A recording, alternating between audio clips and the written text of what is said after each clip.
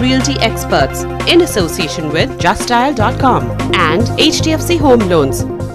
They are the leaders who accelerate strategic growth and financially transform their companies. Deloitte and CNBC TV18 present CFO Masterstroke.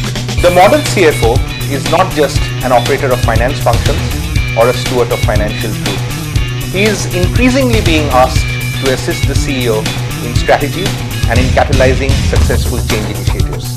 A series of panel discussions that will revolve around the challenges, trends and growth patterns in the current decade for the Indian CFO community. At these times, only on CNBC TV18.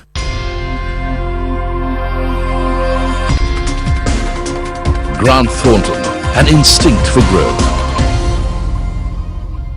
One of the other themes that I think it's important to discuss is the ease of doing business, and I think that's less of a challenge on this side of the panel, more of a challenge on this side of the panel, at least the two gentlemen here, nobody from India, so you know, whether you look at the World Bank Ease of Doing Business report or anything, we're all sort of at the bottom end. Is it being driven by committees in Africa, or is it actually getting easier to do business there? Well, I think the one thing Africa is very, very good at, and that includes South Africa, is setting up committees and commissions to look at these things.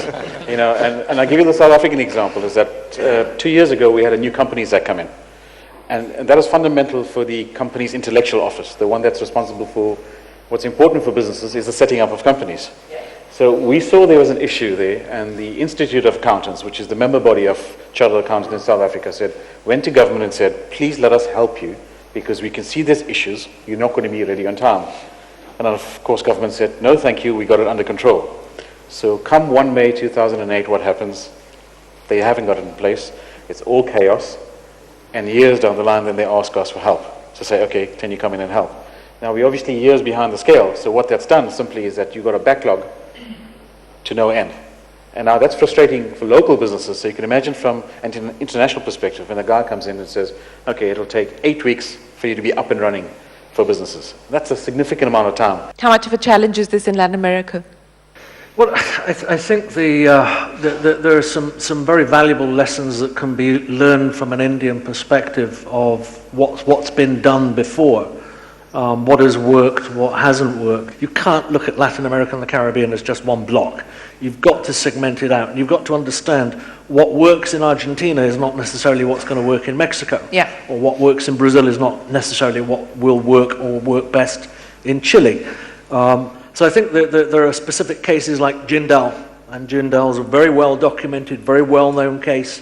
There's a $2 billion investment targeted in Bolivia, and for a number of very important reasons it didn't work out. And I think looking at what happened there, learning from that, taking valuable advice from situations and cases that have worked, and listening to experts like Ambassador, one of your ambassadors who was previously an ambassador in Argentina, Paraguay and Uruguay, learning from their experience in the region as well, and developing and building on that. Question for this side of the panel, and let me start with you in the US. You know, when we're talking about inbound investment, especially into emerging markets like India, South Africa, Latin America, the challenge now of dealing with bureaucracy, the challenge of governance issues, the challenge of corruption, and especially as we see countries like the US with the FCPA being very, very aggressive, and those regulators are looking at the transactions that are happening out here in emerging markets. What kind of challenges does that pose when you're actually looking at inorganic growth, or you're looking at growing outside?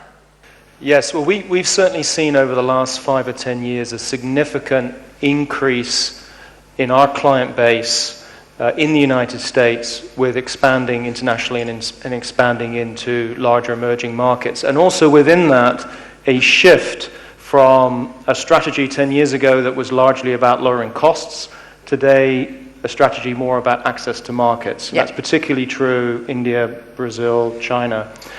And as companies and organizations have been embarking on that journey, these ease of doing business issues and these issues around bureaucracy and corruption have become increasingly more challenging. And I think, certainly from an Indian perspective, and I know the Indian business community is probably tired of hearing this, but But the red tape, the bureaucracy in India, in fact, the lack of ease of doing business in India is a major deterrent for US businesses when they evaluate different locations, because they do have choices.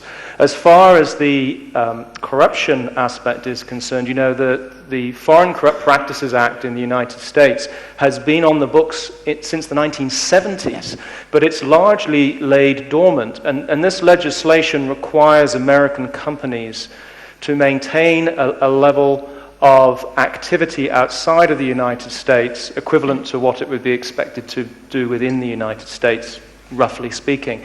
But as you point out, within the last 2 or 3 years, we've seen literally an explosion of regulatory scrutiny on the activity of US companies in relation to the Foreign Corrupt Practices Act in overseas jurisdictions. And it's got companies very nervous.